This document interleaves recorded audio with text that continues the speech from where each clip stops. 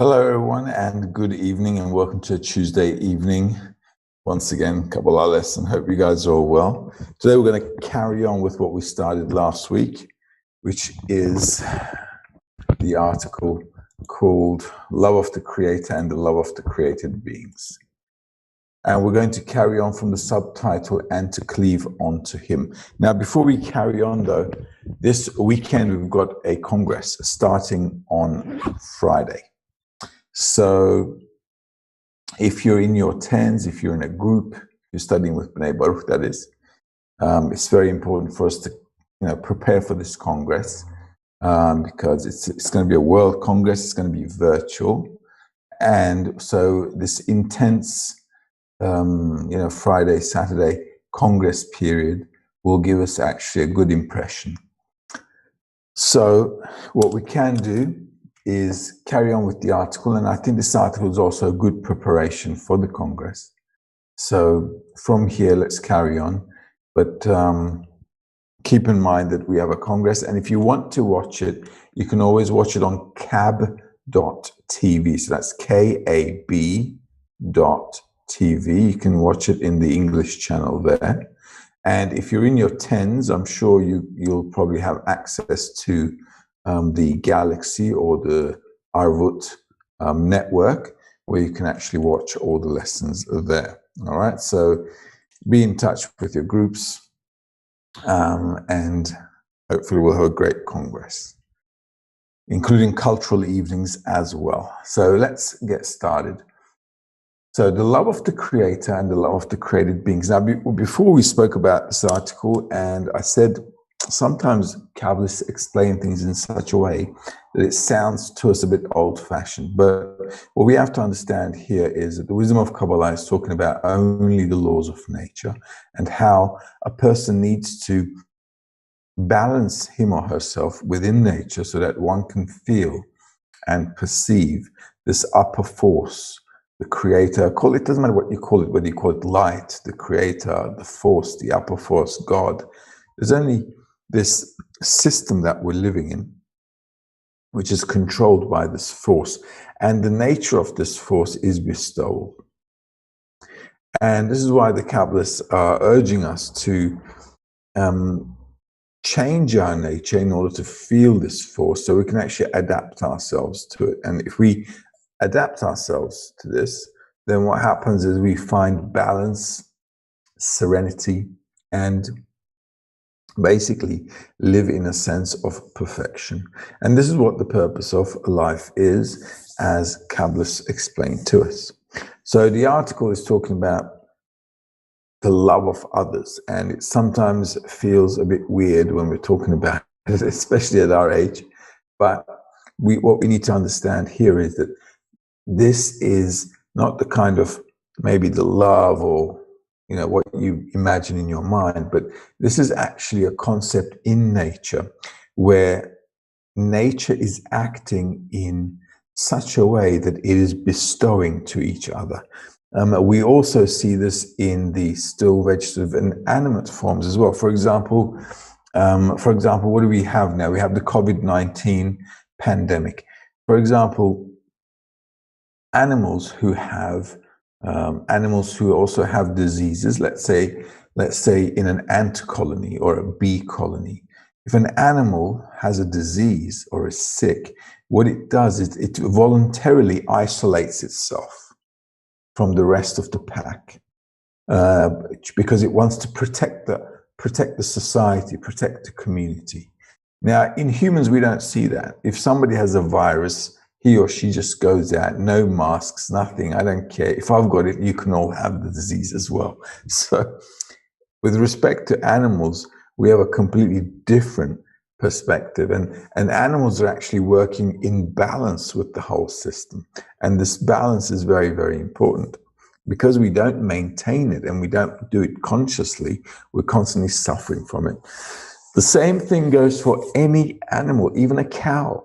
For example, if a cow is also sick, or a fish is sick, they isolate themselves from the rest of the group so that others do not get sick as well.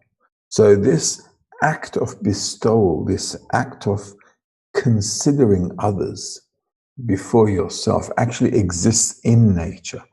Unfortunately, it doesn't exist in our nature because we're egoists. So what we have to do accordingly is bring ourselves to such a state where we actually all care about each other. And this caring, this mutual care for each other is actually what they call love of others. And this is actually a requirement for us to maintain balance in nature. So having said that, let's take a look at what the Kabbalists are saying, and let's read. And also, let me just do this. Let's read and learn what Baal HaSulam is telling us. Now, studying Baal HaSulam, like I said before, is important for us to get to know Baal HaSulam, to try and feel what he's trying to convey to us. So, although some of the articles are sometimes a bit odd in their wording because they were written a long time ago, we still, as the students of B'nai Baruch, as the students of Baal HaSulam and Rabash, we just need to make some extra effort to understand what they're talking about in their article. So let's carry on and read the article. And the subtitle is "And to Cleave Onto Him." So we want to cleave to the Creator, but when we're talking about cleaving to the Creator, we're talking about holding on or attaining His attribute. So we want to actually cleave on to the attribute of the Creator, or to the attribute of nature, which is bestowal, as I have just given an example with. So let's read. There still remains room to ask if the purpose of the Torah and the entire creation is but to raise the base humanity to become worthy of that wonderful sublimity and to cleave onto Him. He should have created us with the sublimity to begin with, instead of troubling us with the labor that there is in creation and Torah and, good deeds. So this is a justification. So a person rightfully asks, if the Creator wants us to be in some perfect state, then just create us in that perfect state and be done with it. I mean, why are you giving us all this trouble on this planet? All of our lives is going, it's full of problems, dramas, and, enough is enough. If you want us to have, a good situation, a perfect situation, then create us in a perfect situation and leave us alone. That's the justification of many people. So people don't understand why we go through all these problems and what's the point of it all. And if God wants something from us, well, then, get it done. But we need to understand why it is as such that it is. So let's read. We could explain by the words of our sages, one who eats that which is not his is afraid to look at one's face. This means that anyone who feeds on the labor of others is afraid, or ashamed actually, to look at his own form, for his form is inhuman. Because no deficiency comes out of His wholeness, which is the Creator's wholeness, He has prepared for us this work, that we may enjoy the labor of our own hands. That is why He created creation in this base form. The work in spirituality and corrections lifts us from the baseness of creation, and through it we reach our sublimity by ourselves. Then we do not feel the delight and pleasure that comes to us from His generous hand as a gift, but as owners of that pleasure.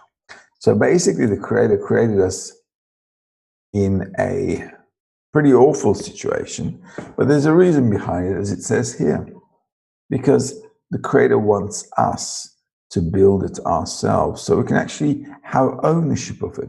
So we don't feel like beggars who got thrown a few dimes in front of them. The Creator wants us to build our own future. The Creator wants us to build ourselves. And by doing so, we can actually, grow. We can actually become like the Creator. Because if I was to get everything from the Creator straight away, first of all, I wouldn't value it, because whatever you get for free, you don't really value it. But what does happen is, when a person does work for it, he feels or she feels like, they've earned it, they've made something. And that is actually a lot of pleasure. So the Creator wants us by default, by nature, to have this ability to actually do something to build ourselves and to actually be, be having self-ownership of it. So this is very important, because if we don't, it feels like we've just, received something like a beggar, or like, somebody did us a favor, and it just makes you feel bad sometimes because you feel ashamed because you can't reciprocate. You feel low when somebody does all these things to you and you feel like you're incapacitated.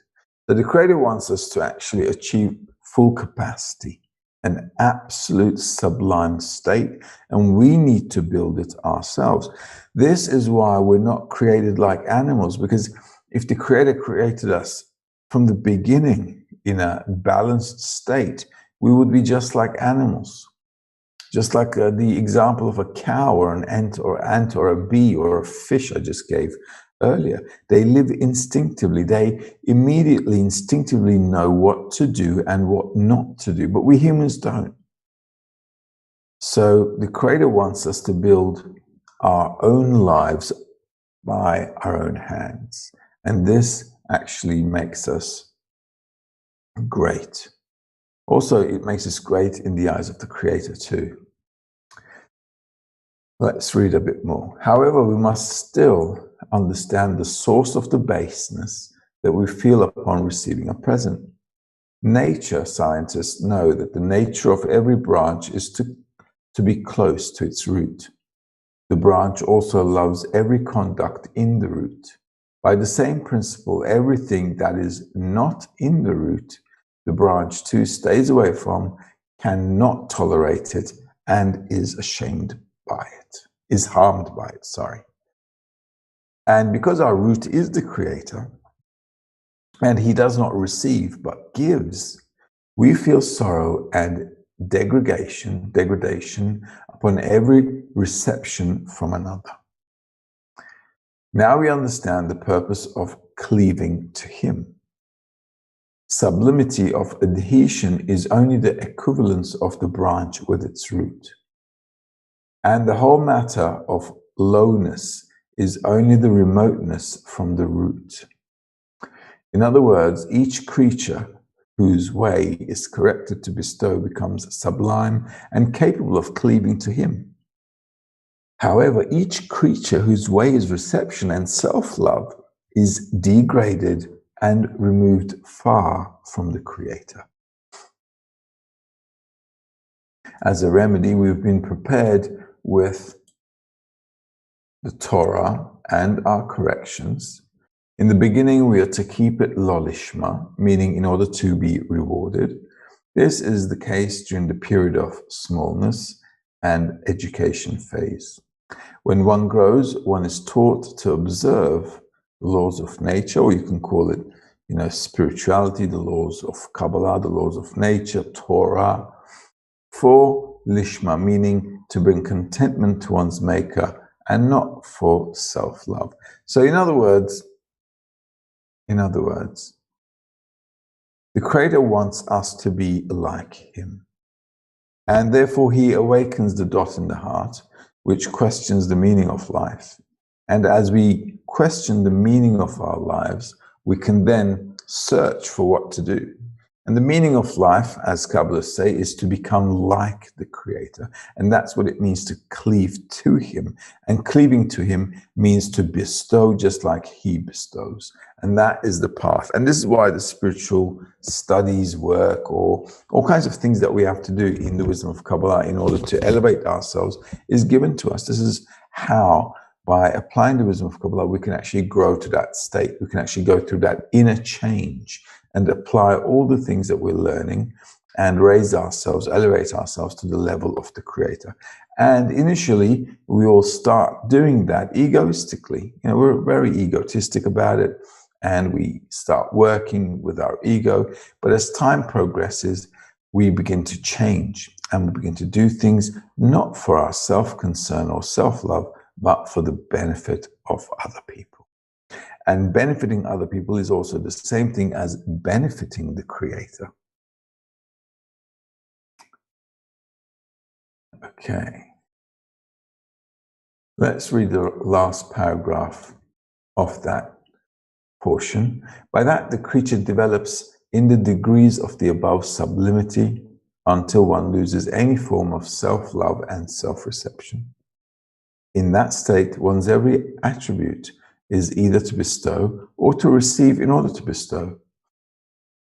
Our sages said about that, the corrections or the good deeds were only given in order to cleanse people with.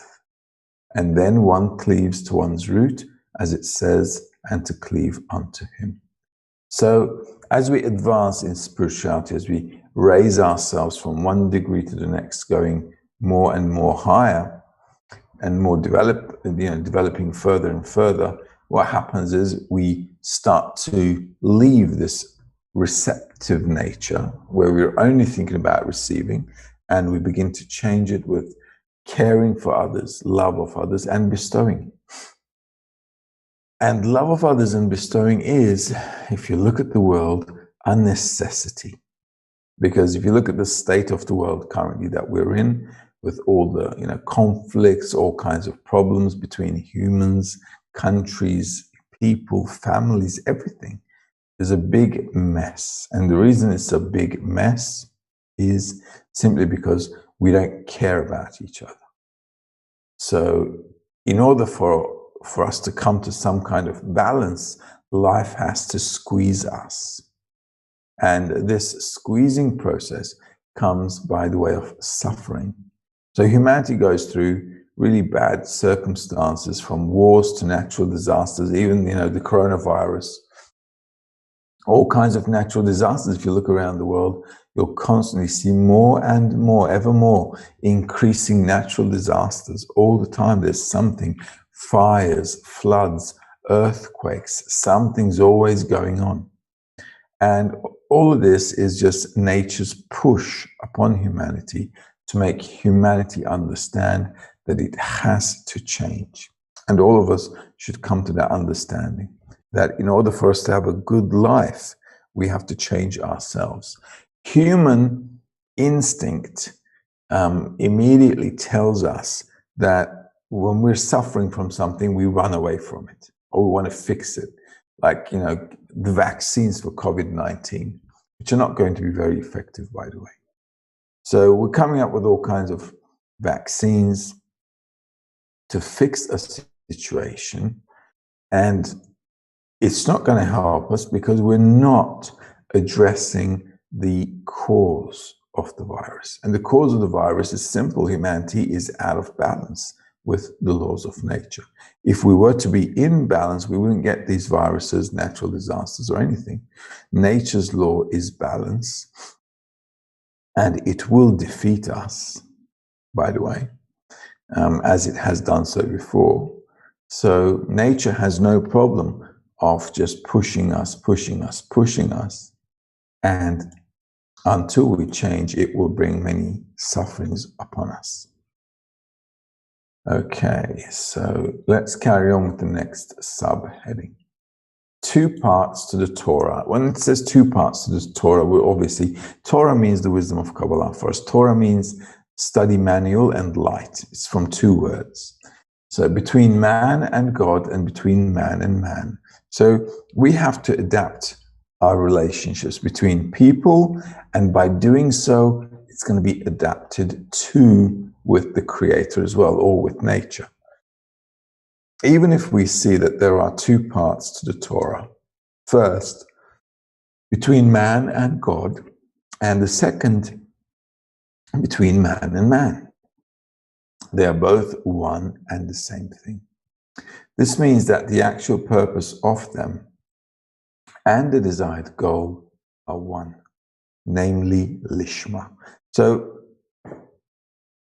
all of our spiritual path is actually talking about one thing, correcting our attitude, how I behave towards other people and how I behave towards the Creator, which are actually the same thing. So if I have evolved and changed my attitude, it doesn't matter to who I'm relating. At the end of the day, whether it's the creator or whether it's somebody, it doesn't really matter, because I've changed, the way I relate to everyone is according to that change. So currently, when we're all egotistic, the way we relate to each other is in that form, egotistic. However, if we were to become altruistic, then we'd be behaving altruistic to everyone. It doesn't matter whether it's God, whether it's a cat, or whether it's a dog, or whether it's a human being. It wouldn't matter. The way we relate to life would change because our attribute changed. And that is the important thing here. It makes no difference if one works for one's friend or for the Creator. That is because it is carved in us by the nature of creation that anything that comes from the outside appears empty and unreal. Because of that, we're compelled to begin with lo lishma, which is, to start the study egotistically, and that's fine. This is how it is. We can't just jump into bestowal just because we started studying the wisdom of Kabbalah. So it's an important thing to understand here. They are both one and the same thing. This means that the actual purpose of them and the desired goal are one, namely lishma. So what we want to do is come to study with the wisdom of Kabbalah, come to study the wisdom of Kabbalah with our awakened dot in the heart. So on the one hand, we have an inclination for spiritual development. On the other hand, our nature is still egotistic. So in between those 2 points, our egotistic nature and the desire to find the meaning of life, we begin the work. And through that, through the study, through the wisdom of Kabbalah, as we study and as we apply the methodology, we can then begin to build the bestowal side of things. We can begin to nourish the dot in the heart, feed it, nourish it, grow it, and make something out of it, which is altruistic, which is then opposite to our egoistic nature. Then we're actually left with two opposite states. So on the one hand, we have our egotistic nature, and on the other hand, we've built a contra attitude to that egotistic nature with altruism.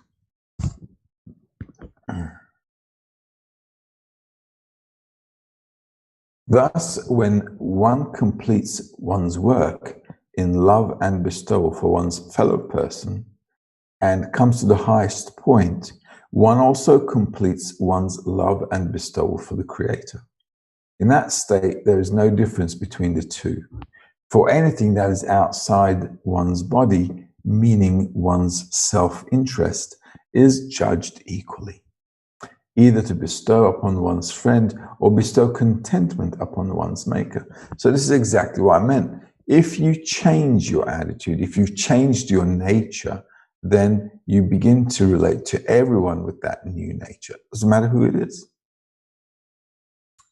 This is what Hillel Hanassi assumed, that love thy friend as thyself is the ultimate goal in the practice. That is because it is the clearest form to mankind. We should not be mistaken with deeds, for they are set before one's eyes. We know that if we precede the needs of our own, it is bestowal. For that reason, Hillel does not define the goal as, and thou shalt love the Lord thy God with all thy heart and with all thy soul and with all thy might, because they're indeed one and the same thing. So at the end of the day, we have all these sentences, right, from these old texts, but they're actually trying to tell us just one thing. If you want to bring yourself into a higher, into an elevated level, what you have to do is change your attitude to the outside world, towards other people. And this is why they put so much emphasis on loving other people. And sometimes we're studying the wisdom of Kabbalah and we're thinking, this is crazy. Why would they be talking so much about caring about others, loving others? I mean, what's there to it? Well, actually, it's really practical, because once you begin to understand that by caring for others, you actually receive the ability to exit yourself. What does that mean? Well, you exit the thought for yourself. And this actually really gives the person the ability to be free. you actually become free of all the limitations because you're simply detached from all of the restrictions of your egotistic nature. Because think about it, all our personal fears, our fears for the future, our fears for our life, everything, all our worries in life is because we're in self-concern. So if I'm constantly concerned about myself, I'm constantly worried and afraid. Okay? But if I'm constantly working towards others, I'm actually getting rid of the worry. I'm actually getting rid of the self-restrictions that are really stressing me out. So this is why a lot of people are depressed in the world. They're all stressed out and we have a lot of psychological disorders. The reason for that is we're just self-consumed. And that is actually consuming us.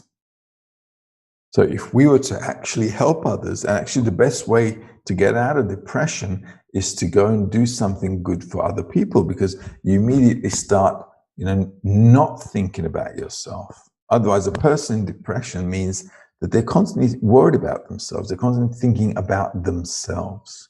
And this is actually, there's no way you can get out of that depression if you're constantly self-consumed. So the best way to get out of it is not an antidepressant, but actually is to go out and do good things to other people. And by doing so, you actually feel better about yourself. Because because our root is the creator, and the creator is the attribute of bestowal, a person then feels more empowered and more perfect when one is bestowing to others. However, like I said, like the Kabbalists say, and like science would say, that is against our nature. So when we first think about doing something like that, it doesn't really make sense to us. However, though, it will make sense afterwards if we just started doing it. So let's go to the next subheading. Everyone is responsible for one another. In light of, when we're talking about everyone, or it says all of Israel are responsible for one another, we're just talking about the people who study the wisdom of Kabbalah in our group. Because I can't be responsible right now for everybody on the planet, so I have to start somewhere. And that somewhere is in the group. And if we're all directed towards attaining the attribute of creator, then that group of people is called Israel. Now, we're not talking about Israel as a country or Israelis who live in Israel. That's not what we're talking about. Israel comes from the words Yashar El, straight to the creator. So it could be anyone. It could be anyone from, I don't know, Africa, Asia, America, North America. It could be an Eskimo. It doesn't matter. A person is named according to their inclination. So our group, where we're a group of people who want to attain the attribute of bestowal, which is the attribute of the creator, we're called Israel Yashar El, straight to the creator. All right, so get the terms right here. This has got nothing to do with Judaism or Israel or Israelis. This has to do with people who have a dot in the heart and they want to direct themselves to the creator, which means, like the article says, to cleave onto him. Do we have any questions? Yes, we do. Okay, so before we go on there, let's just have a few questions here. Okay, so there are a few questions. David is asking, is it egotistic love? Well, yeah, it is non-egoistic love. Egoistic. It's actually, we still are egoistic, but we're above it.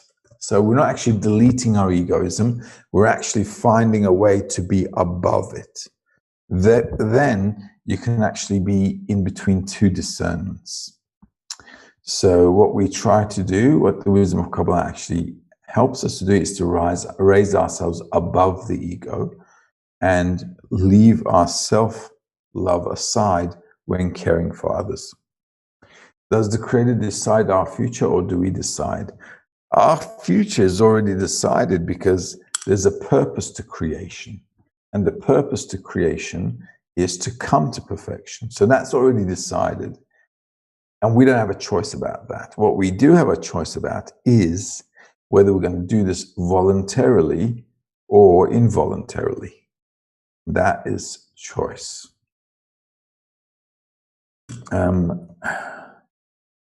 You know that the vaccines will not be effective. Well, let's think about it for a moment. Let's think about it for a moment. Already, the vaccines have side effects, right? Already, for example, the Oxford one hasn't been tested for people under 55. So we actually don't know what these vaccines are going to cause. We have no idea. We have no idea what their side effects could be or can be. We have no idea at all.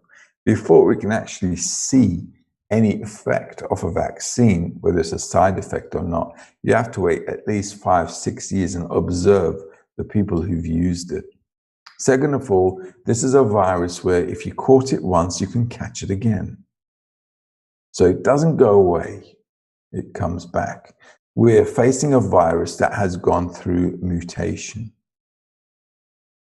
Second of all, if nature has just thrown at us COVID-19, what is it going to do if we carry on living the way we have been living? It's going to throw us COVID-20. That's what's going to happen.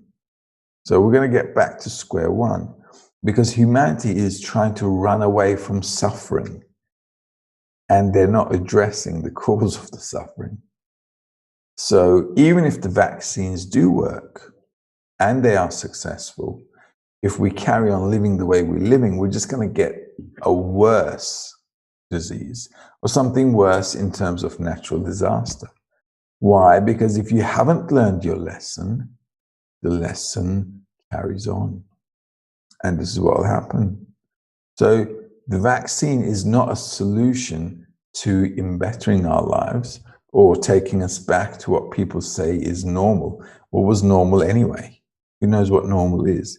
Our life was completely, I don't know, the biggest sadness index on the planet in the 21st century.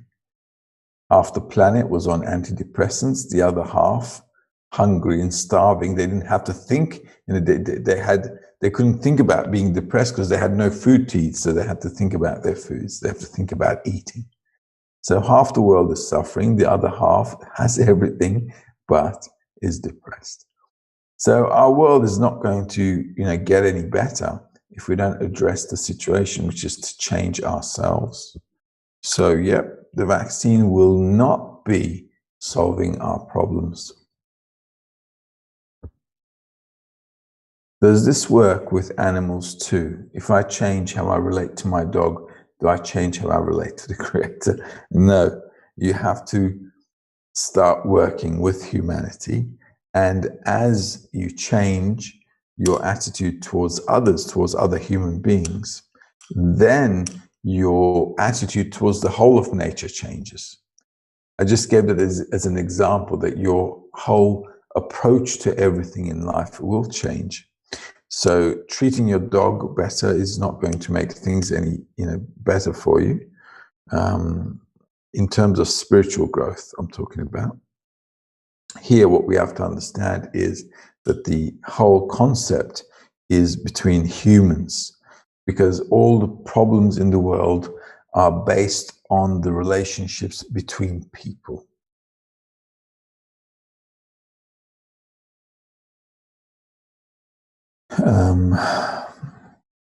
What else? You are the only I hear call it the dot in the heart. I usually hear point in the heart. Why is this? I don't know. Well, you can use both. It's the same thing. The dot in the heart, the point in the heart. It's the same thing.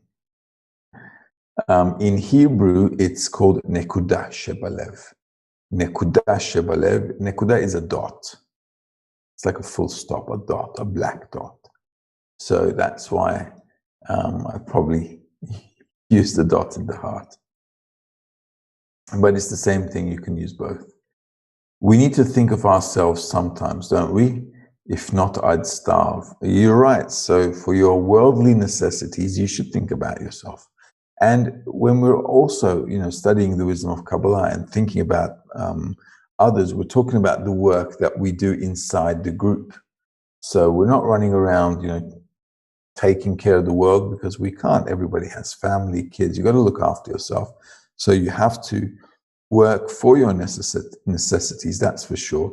But beyond our necessities, what we like to do is actually cut it down and, advance ourselves in spirituality, because there's no limit to fulfilling ourselves. If you have 100 today, you'll want 200 tomorrow.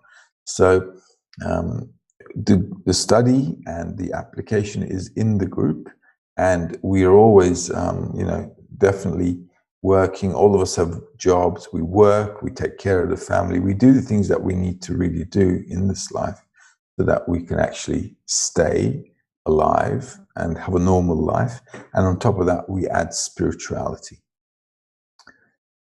When you say the group, are you talking about the 10 or all of BB? Well, if you have a 10, great. So working in the 10 is the best way to go. And every 10 is a part of B'nai Baruch. So it's you with your 10 and the whole of B'nai Baruch, and then the whole of humanity. It's like circles around there. And is God punishing us because we aren't doing what he wants? No, he's not punishing us. He's just growing us up. He's raising children. And sometimes when you raise children, you tell them once, you tell them twice, and the third time you scream, it's just, what can you do? So, and that's what's happening. So what we have to do is we have to start hearing a little bit. So humanity isn't getting punished. Humanity is just being raised. Sometimes in the books, they call it punishment, revenge even. They use words like that, Kabbalists, that God will take his revenge and so on. But this is not like, it's not the right way to depict it in our 21st century, because, nature doesn't take revenge. Or what happens is that just like we grow our children, we raise our children, that is, nature wants to raise us as well. And as long as we don't understand, we're just going to suffer more. The suffering actually helps a person because you begin to question life. And if you didn't suffer, you wouldn't question your life. You'd just live like an animal, like a cat or something, like a dog, a worm, anything.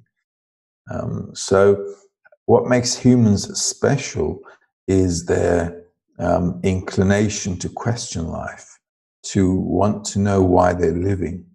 What's the purpose of their life? So animals don't have this, we do. And this inclination must be realized if we want to come to the purpose of life. All right, good. So let's read a little bit more. In light of the above, we can understand a perplexing saying by our sages who said, all of Israel are responsible for one another. So all of us in our 10s are responsible for the 10, and all of the 10s are responsible for the other 10s in B'nai Baruch. Furthermore, Elazar, the son of Rashbi, Shimon, adds that the world is judged by the majority. It follows that we're all responsible for all the nations of the world. I wonder, this seems to be something that the mind cannot tolerate. So they're actually asking the same question as you just did, David. I mean, how am I going to look after everybody? Otherwise, I can't look after myself. So Elazar is asking the same thing. Say, how could this be? How can it be that I have to be responsible and take care of everyone? It's seemingly impossible. It is said specifically that the fathers shall not be put to death for the children, neither shall the children be put to death for the fathers. Every man shall be put to death for his own sin.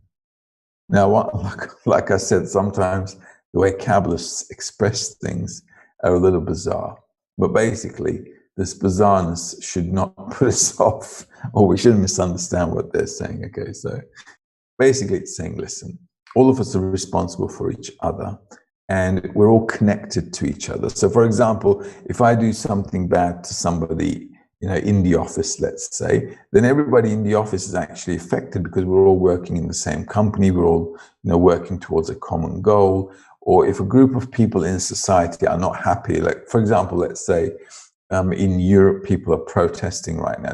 They're out on the streets, right? They're protesting against closures, against wearing masks, all kinds of things. They're just, everybody's just up in rage. So a part of society is not content. So this actually affects the whole of society. It brings disruption to the whole of society. Now we can understand the meaning of the words in utter simplicity. It is clearly impossible to keep spirituality and the deeds if the entire nation does not participate. So all of us in our 10 must participate, and all the 10s must participate so that all of us can participate as one whole. Otherwise, there's no point to it. Imagine, we're in a team and the team is trying to do something, but within the team, a few people are doing something to damage it, or doing something irrelevant, or they're not doing what they should be doing at all. Maybe they're just sitting around doing nothing. So that's also causing harm. And if we're not in unity, if we're not focused together to the goal, then we're not going to be successful. This is how it is in normal life as well, and this is how it is in spirituality too. Okay. Let's jot down a bit more.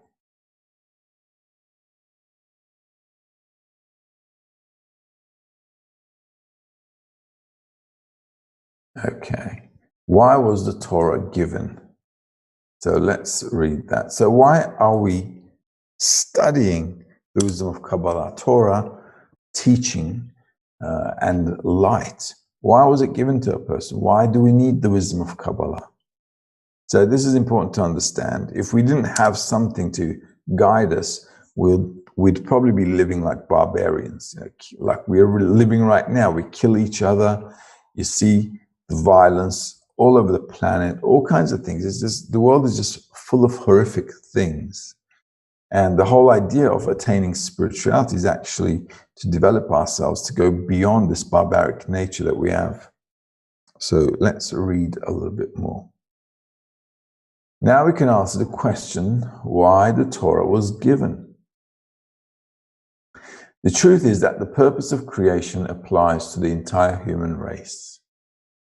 However, because of the lowness of the nature of creation and its power over people, it was impossible for people to be able to understand, determine, and agree to rise above it. They did not demonstrate the desire to relinquish self-love and come to equivalence of form, which is adhesion with its attributes.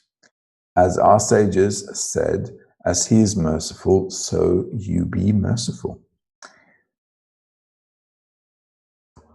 So all of us need to understand that a group of people who have a desire to change can attain this. If a person doesn't want to do it, then there's no point in coming to him to force him to get something done. This is just not going to work out. So only a group of people who have a point in the heart or a dot in the heart, like I said, who are inclined to spiritual advancement can actually make this happen. Therefore, not everybody in the world comes to study the wisdom of Kabbalah. Not everybody wants to change. People want, you see the whole world wants to go back to the past, the way that they were living before. But humanity will not go back to living how it was before. We've already gone through a lot of inner change thanks to this COVID-19, and humanity will not want to go back to living the way it was before. And we'll see this to be more prominent in the new generation. Younger people will not want to go and live like, their parents. It's just not going to work out. So being a small and single nation among all the nations, when there are 100, let's read this again. Okay, we can actually just bypass this a little bit. At the end of the day, Bala Islam is saying people who have awakened, or shall we say awakened, need to elevate themselves to spirituality. And by doing so, they actually help everybody in the world, because we're all connected. The whole world is connected. The still level, vegetative, animate, and human. So because we're all connected to each other, those who want to elevate themselves spiritually are obliged to do so. And as they do, they actually help the whole of humanity, even though humanity doesn't realize it. Why? Because we're all connected. We're all living inside this web of, connections. This is why sometimes you have an idea and other people also share that idea, despite the fact that you didn't tell anyone about it, because this connection is happening like all around us. It's like in the air. So all of us, through our thoughts, desires, our inclinations, intentions, we're actually all connected to each other. And this connected nature of ours need to realize itself in a positive way. And that positive way of realizing ourselves is love and bestowal towards other humans, rather than behaving in a selfish way. And by doing so, we'll go through this change, and this change will also then allow us to reveal, to discover actually that there is a whole new perception of reality that we can attain, and actually we can live in such a state of elevation that we can be completely free from our bodily restrictions. Green is asking, if the Creator is directing our thoughts, good or bad, can't we say our choice of the environment we choose is just another way the Creator is directing us? Therefore, there truly is no free will. Well, you're actually right, because at the end of the day, our thoughts work in parallel with our desire. So if I want something, my mind starts to think about how to realize what I want. And the way we get our thoughts is from the environment. So there are two kinds of desires that we have as people who are studying the wisdom of Kabbalah. One is the dot in the heart, which is an inclination for spirituality. And the other one is our normal nature, which is a desire to receive pleasure for ourselves. So the choice of the environment determines how I think about what desire to address. So our freedom of choice will really depend on the environment, what I choose, which environment I choose for myself. And accordingly, I will address the desires that I have in me. So if I'm in an environment where spirituality is important, then what will happen is that I will be constantly thinking about spirituality. But if I'm in an environment where corporeality is more important, fulfilling myself is more important, then my mind is constantly going to be working in self-fulfillment. So everything is about the environment, not so much the Creator, but the environment. Because once I enter the environment, then that's it. I don't have free choice there. The environment will influence me however it does. So the important thing here is actually to ensure that we choose the right environment so that we can realize the desire that we have for spirituality. Another question by David. Is there a connection between 600,000 souls and the number of people on the planet that need to be corrected? No, 600,000 is actually not a number where we count humans. It's a qualitative, it's a description of a qualitative level of strength in spirituality. It's the power of bestowal at a certain level of spirituality. There, in our world, in our corporeal language, it's really difficult to express spirituality, because spirituality is talking about feelings and sensations between the person and the Creator. So these are impossible to express, to pass to another person. So Kabbalists throughout the years came up with the language of root and branch. And sometimes they use numbers as well, like in Gematria. For example, the numeric value for God and nature are the same, 86. So sometimes they use that, sometimes they use that, but it's just basically to express their, to express to us that there's a certain power of bestowal which we need to reach. Another question by Green. Is not the choice of the environment we choose really given to us by the Creator? No, actually. The environment is there for us to choose. Otherwise, there'd be no work for you. So the Creator awakens the dot in the heart. The Creator also created us egoistically. And so in our self-receptive nature, in our selfishness, we're also in this inclination to spirituality as well. So we've got these two opposite states at the same time. So we've got the worldly environment where we can run after our worldly desires, and then we've got the spiritual environment, which is Bnei Baruch, where we can run after our spirituality. And the Creator puts both of those environments in front of us. But who chooses the environment is the person. The person has to make that choice. Otherwise, there's no difference between a person and an animal. Okay, great. So we had a few questions this week, which is nice to see. At least the lesson's a bit more interesting. Now, we're coming towards the end of our session for today. Very important, once again, if you're watching, to get incorporated in the Congress that we've got on Tuesday, on this weekend, on Friday and Saturday. Okay, so, and if you're in at 10, get in there, join the guys, and it'd be really good to, to spend some time together with all of us together. When we have these intense sessions of study, it really helps us all to clarify, it helps us to connect, it helps us to increase the importance of spirituality in our lives. And therefore, we can actually then, use the Congress for a little bit of an extra push and extra advancement. One good Congress could really push us a few years ahead if we give some good effort. So hopefully I'll see you guys next Tuesday. Until then, we'll probably see you guys in the Congress as well. So if you're in a 10, see it at the Congress. If not, you can always watch it at cab.tv. Or if you're a member to the website kabbalahgroup.info, you can also watch it, I think, there as well. In the interim, have a great day or an evening, depending where you are, and we'll get to see each other next time. All the best. Bye-bye.